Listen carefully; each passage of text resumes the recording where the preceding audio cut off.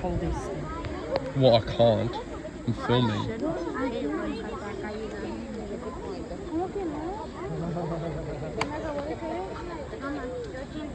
He's all.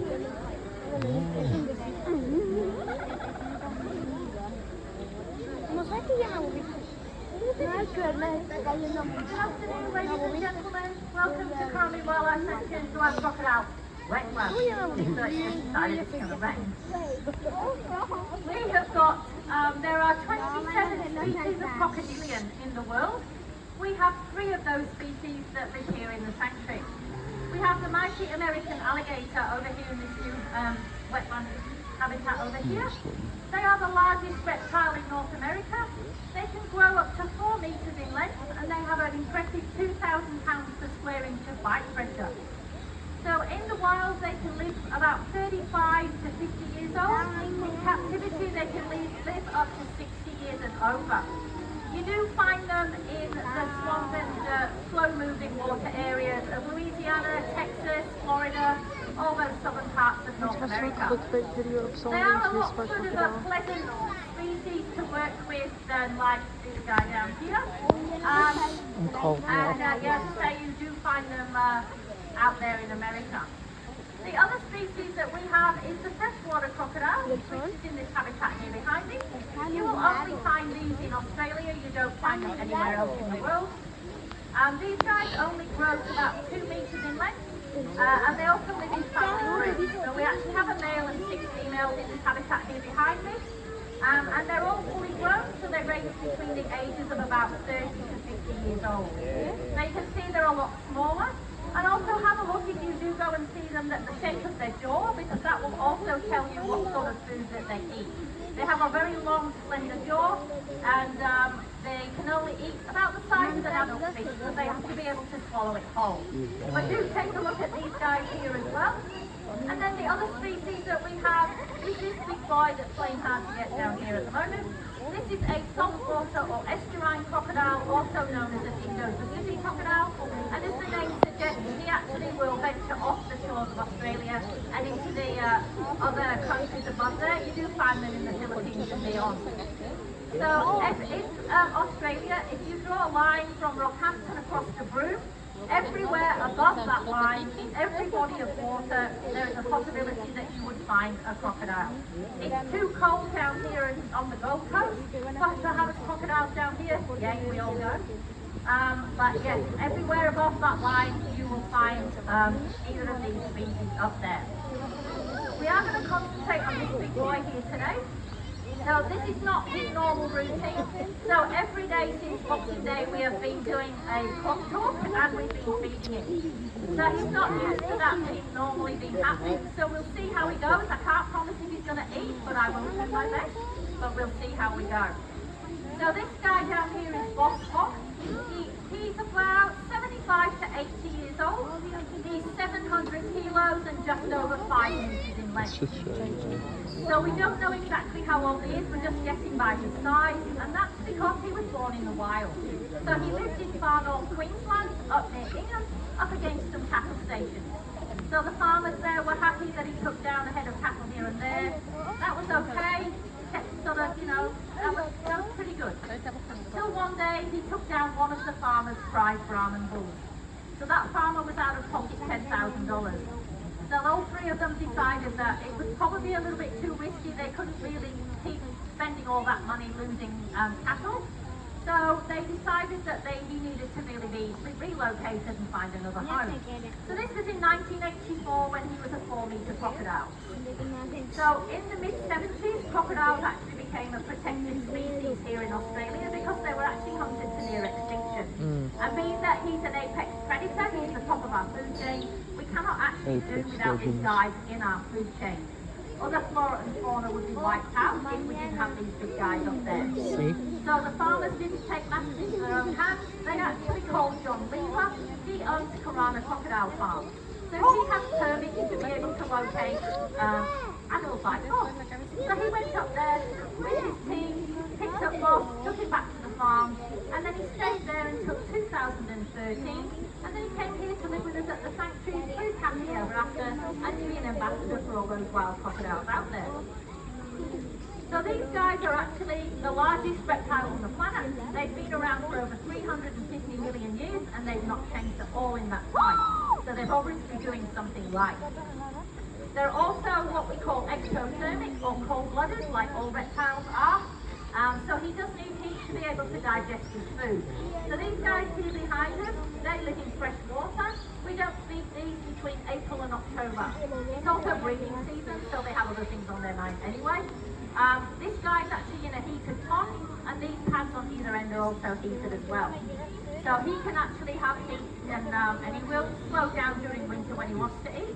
But we will still offer him if he lets us know, and he will let us know if he's hungry or not. Hopefully when he pops his head up, we will be able to see his primary sensory organ. So that's his nostrils on the end of his nose, his eyes, and then the bumps behind his eyes are his ears. So he can actually smell, see and hear everything that's going on around him. He can also pick up vibrations up to 20 meters away. And he does that by a little black dot on every scale of his body called a dermal pressure receptor. So he actually knows all you guys were coming because he would have heard all your footsteps. He would have felt the buggy pull up as well, and if he noticed that he'd bang my stick as well just to tell him to come over. They have excellent eyesight, they do see in colour, and they have excellent hearing. They do recognise the keepers, and they do know our voices as well. So this big boy here is a little bit of a diva, so he will only eat chicken. He will not eat anything else, and believe us, we've tried, but he will not eat anything else. So we'll see how he goes today. So what I'm going to try and show you is what we call a tail walk. So he uses this out in the wild to get birds and bats from overhanging branches. So a smaller crocodile, say a 3 metre female or a 4 metre male, can probably get the full length of their body straight out of the water, which is about to the bottom of this platform here. So what's here being that he's a rather large crocodile, doesn't really get that much up there, it does take a lot of effort, but he can get up to about his tummy if he's feeling a bit energetic. So when he is getting ready to jump, you watch that tail, because that tail will pop up out of the water. He doesn't use his legs because he's only got little legs, but he will use that tail. But we'll see how we go. Oh, there we go, there's his nose. Alright. We'll just see how he goes today. Alright, big boy. Also as well, I'm going to try and show you a bit of a jaw pop on him. So he's got 3,500 pounds per square inch of power in those jaws. So if you remember I said the alligator has 2,000, this guy's got 3,500. And that's the equivalent to the braking power of a jumbo jet. So to put that into perspective, he can actually crush the skull of a water buffalo with the same ease that we can squish a grape between our finger and thumb. So what he'll do as well is they're very patient animals. So he can wait days, weeks, even months in the wild for that prey to come down to the water's edge. Oh my God. What he'll do is he'll sit nice and quiet here, wait for me not to pay attention, and then try and grab his chicken.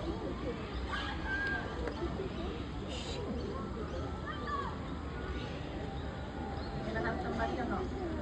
You're just stuffing me out at the moment, aren't you? So it doesn't look like it's a lot of food, but as I say, we have been feeding him every day. So this is enough to sustain him, and it does take him about 3 days to digest that food.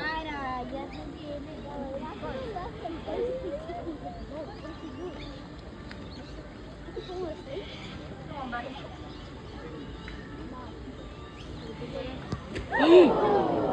I have got another one. I didn't tell you, it's very quick. Oh, that was me, I wasn't paying attention. He's huge. I tell you, they're very quick. Right, this is my short pole now, so I have to lean over further. Get to dry my hand.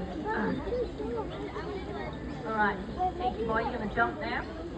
Now I've got your attention. You're going to have to come this way a bit because you're too far away.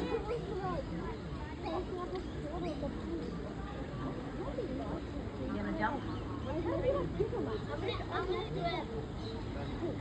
I can't get any lower, else I'll be in the pond with you, buddy. So his teeth constantly replace themselves throughout his life.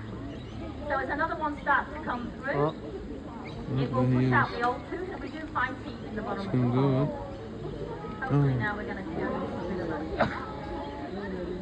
Oh my goodness me, I can't get it over. You're going to have to come this way a bit more. Come over here, buddy. Come here, bud. Is it too far away there?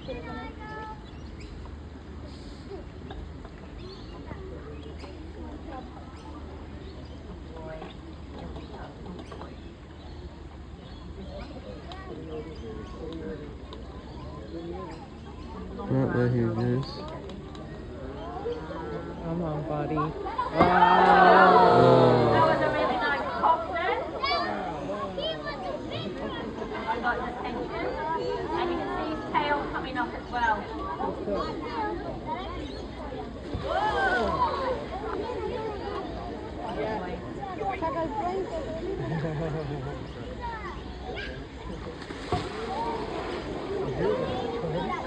Oh, let him eat it. For a crocodile of this size to be able to jump this high as well.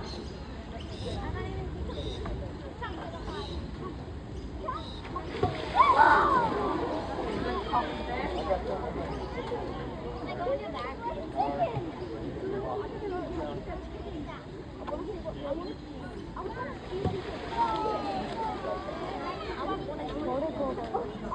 Chicken again, buddy.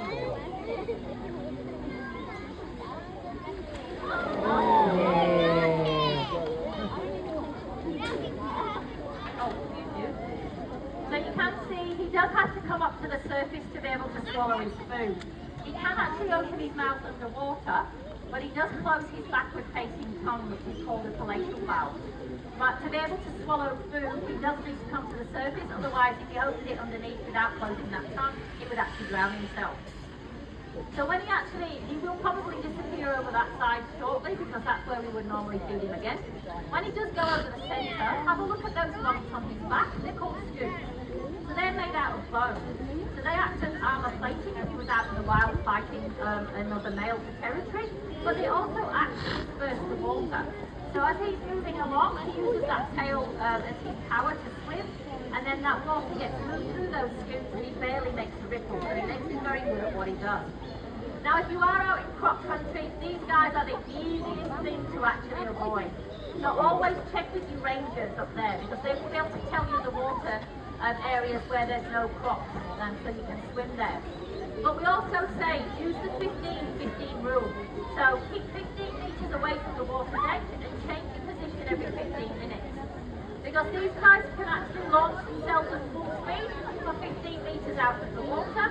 And all the old wives' tale where they tell you to run zigzag if you're running away from a crocodile, no, just run for the hills. Just run straight, because at about 15 metres he'll actually run out of puff, turn around and go back to the water. Why we say to change your position every 15 minutes, How rude, if you go down to the water's edge every day at the same time, to wash out your fishing buckets, let your dog have a swim, whatever it may be, you'll probably find in a couple of days there'll be a crop waiting for you. They're very good at telling the time, even though they don't wear a watch. And even though they only have the brain the size of a walnut, they are quite intelligent, and they do remember patterns very well. And also as well, if you are out fishing, in a boat like this one here, as I've just shown you, a large crocodile like that can actually jump quite high. So you'll probably find that there will be a crop following you if you are fishing. So I probably would suggest that either you go with someone that's got a really big boat, or if you are in a tinny like that, make sure that you take your chair, your esky, your child that you don't want anymore, between you, no, I'm not kidding, guys. Just something between you and the edge of the boat, just in case that crop does decide to jump in the boat. Because a 3-metre female or a 4-metre crocodile, male crocodile, can actually jump out of the water and into your boat. So yeah, it's always a good idea to be prepared when you are out fishing. So he can also live up to 100 years old. So he's got a lot of years left in him still here to be living at the sanctuary. So hopefully you've just learned a few things about these really misunderstood creatures. A little less fear about them, maybe a little bit more knowledge about them as well. I am going to be hanging around for about 5 to 10 minutes if anybody has any questions. But thank you for coming to Currumbin Wildlife Sanctuary and coming to see us and our other crocodilians. And I hope you have a really good afternoon. Thank you very much.